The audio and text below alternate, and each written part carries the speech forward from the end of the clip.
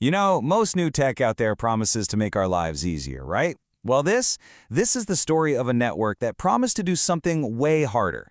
It's about finding computational truth, no matter how messy that journey gets.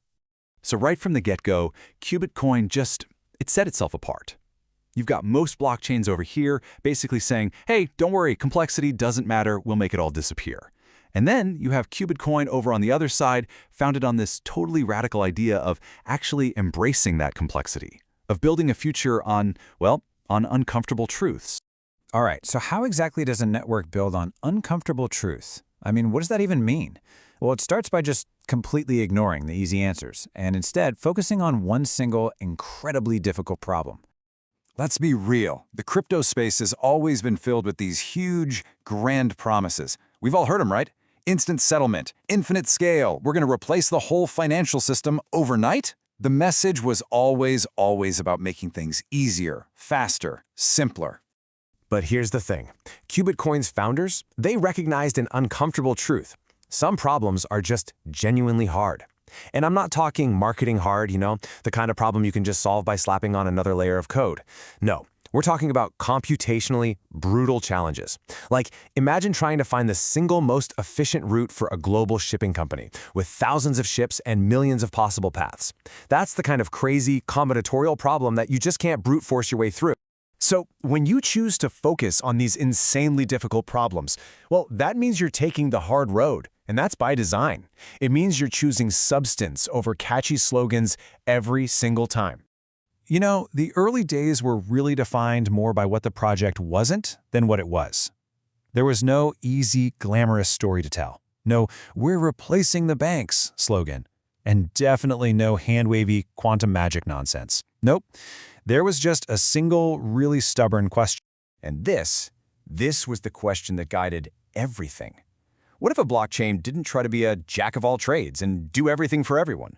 What if instead it specialized in just one thing, coordinating the hardest computational tasks humanity is facing?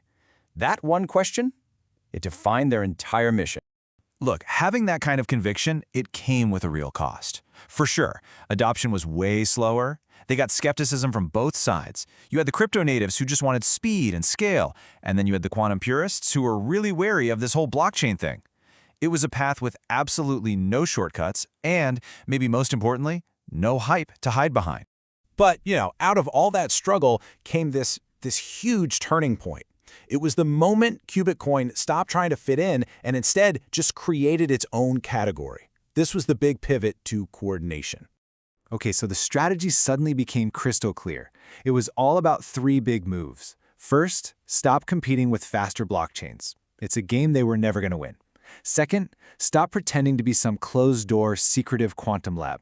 And third, and this was the real masterstroke, they embraced a brand new identity. They decided to become the open, decentralized coordination layer for all that complex computation. So, what on earth does a coordination layer actually do? Well, think of it like this. Imagine you're trying to simulate how a new drug interacts with a protein. That's not one single task, it's millions of tiny little calculations. Qubitcoin basically acts as the project manager for the whole thing. It takes that massive problem, spells out the rules, hands out the work to computers all over the network, checks to make sure their results are honest, and then pays them fairly for what they contributed. It's coordinating the search for truth. And this, right here, is probably the most important thing to get. Qubitcoin's job isn't to be the supercomputer that finds the answer. Its whole purpose is to be the referee. It's the trust layer that makes sure the process of finding that answer is totally transparent, verifiable, and honest. Now, I know this might all sound a little bit abstract, but the real-world stakes for this kind of honest computation, they are incredibly high. This is where all that theory slams right into reality. So, okay, why does any of this matter? Why should we care about having a verifiably honest system for these super complex computations? Well, it matters because pretty much all of the biggest challenges we're facing, I'm talking about climate models, discovering new materials, figuring out logistics when everything is uncertain, they all depend on getting the computation right. These are systems that are so complex, you just can't fake the results. You can't guess. You actually have to prove the work was done correctly. Because think about it, If we get the simulations for these systems wrong, the consequences aren't some rounding error on a spreadsheet. No, the cost is real, it's economic, it's environmental, and at the end of the day, it's human. Qubitcoin exists because for these absolutely critical problems, guesswork just isn't good enough anymore. And all of this, everything we've talked about, is built on top of a foundational philosophy, a core belief system that values truth way more than it values spectacle. This right here, this is the core belief of the entire network. Truth doesn't come from marketing or hype. It emerges from structure, a transparent, verifiable structure, a set of rules that everyone can see and agree on. That's how you ensure the final answer is actually earned, not just announced. And that one belief, it shapes every single rule on the network. It means tasks have to be explicit and super clear.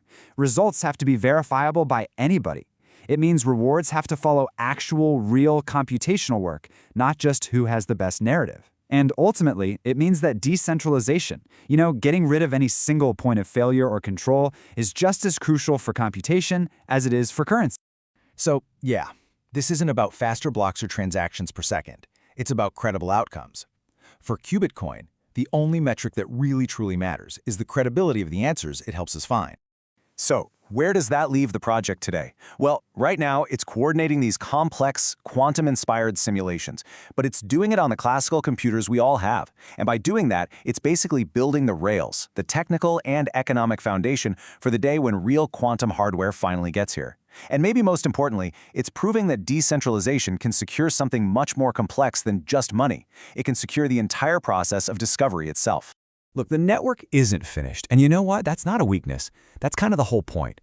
The stories that are really worth believing in, they don't end with some perfect finished product.